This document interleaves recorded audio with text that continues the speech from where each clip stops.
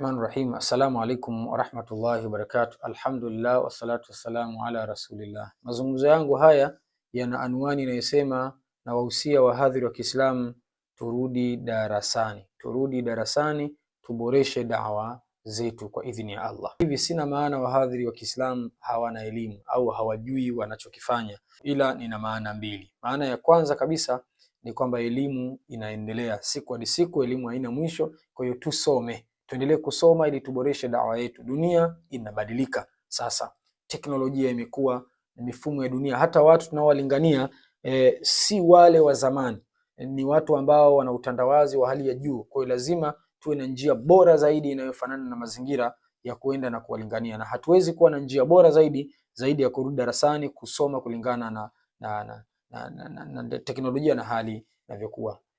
Mafakihi wanasema afdhalul ilm ilmul hal, bora ya elimu ni elimu ya hali, ni elimu ya mambo ambayo yaqau fi halihi fi ayin halin kana, yanatuka katika hali yake katika kila hali yoyote ile yenye kuwa. Kwa hiyo hii ndio maana yangu ya kwanza kusema wahadhiri turudi darasani tusome.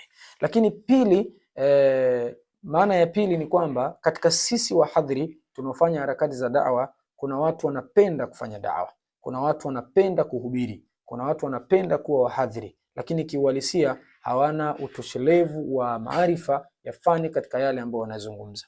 Kwa hiyo lazima wahadhiri tusimame tusome. Kwanza kabisa, Wakristo wa sasa hivi ambao wanakuja kujadiliana na sisi wanakuwa wamesoma, tofauti na wale Wakristo wa zamani ambao walikuwa hawajui chochote kuhusiana na Uislamu na pengine hawajui chochote kuhusiana na Biblia yao. Sisi ndio tulikuwa Waislamu, tumesoma sana Biblia, tunakwenda kujadiliana nao. Wa sasa hivi Biblia wanaisoma, lakini kadhalika hata Qur'ani pia wanaisoma na Uislamu wanaufahamu. Kwa hiyo wanakuja kujudge mambo ambayo pengine kama huyu mhadhiri hakujifunza maarifa ya dini anaweza akafeli. Kwa mfano, nitoe mfano mmoja mdogo sana.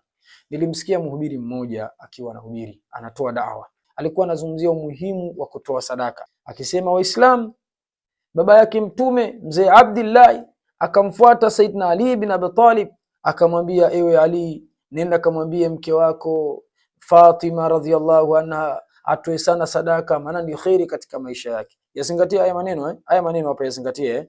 Baba yake Mtume sallallahu alaihi wasallam anamwambia Saidna Ali bin Abi Talib, eti ewe Ali bin Abi Talib, nenda kamueleze mke wako Fatima radhiallahu anha aweze kutoa sana sadaka, maana ni khairi katika maisha yake. Sasa watu wasiojua wanaona huyu ni dai mkubwa, ni mtu anazungumza vitu vyenye maarifa ya hali ya juu, na zaidi ya yote ni kwamba watu hawa wanachukua ile kama elimu, kwamba siku moja kulikuwa na kikao baina ya baba yake Mtume mzee Abdullah pamoja na nani, pamoja na Saidna Ali bin Abi Talib radhiallahu anhu au karamallahu wajha, pamoja akipewa maagizo juu ya mke wake Fatima. Lakini turejee katika ilmu, turejee katika tarehe. Tukija katika tarehe tunagundua huyu mtu kaongopa tena uongo mkubwa sana.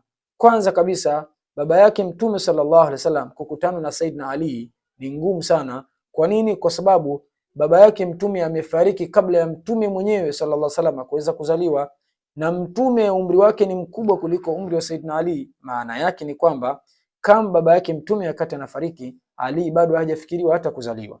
Lakini si hivyo tu, yanatolewa maagizo kwa Ali aende akamwambia mke wake Fatima. Huyo Fatima ni mtoto wa bwana Mtume sallallahu alaihi wasallam, baba mzazi hajazaliwa, vipi atazaliwa mtoto?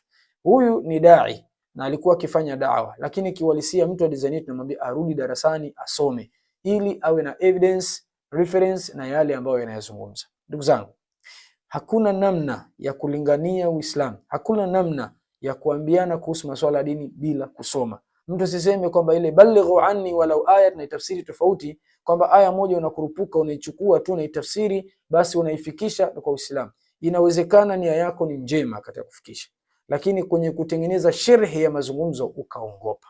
Na mbaya zaidi, kuna watu wanaichukua kama elimu na wanaifanyia kazi wakiona kama tayari shekhe kazungumza na yuko sahihi. Kwa hiyo mimi nikuhusieni, turudi darasani tusome. Umoja wa Wahadhiri wa Kiislamu Tanzania umeanza kuandaa darasa. Ofisi zetu kubwa za UWAKTA pale nyumba namba 7 mtaa wa Arafa Mbagala Zakiem, darasa kila siku za Jumatatu, Jumanne na Jumatano yanafundishwa masomo ya sayansi ya Qur'ani, yanafundishwa masomo ya historia, masomo ya hoja, kadhalika ili lengo wapate watu kujifunza na tuingie darasani tujifunze. Wahadhiri turudi darasani tusome ili tuimarishe da'wa zetu. na wale ambao wanapenda harakati za da'wa pia waje darasani na wasome au waende darasani wajifunze harakati za da'wa.